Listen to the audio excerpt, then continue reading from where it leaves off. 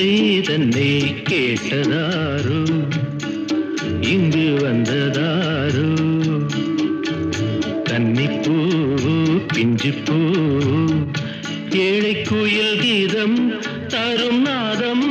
அது காற்றானதோ தூதானதோ கோவில் மணி ஓசை தன்னை செய்ததாரோ அவர் என்ன பேரோ பாட்டு பாடும் கூட்டத்தாரோ ஏழை குயில் கீதம் தரும் நாதம் அது கொண்டாண்டதோ என்னை இங்கு கோவில் மணி ஓசை தன்னை கேட்டதாரோ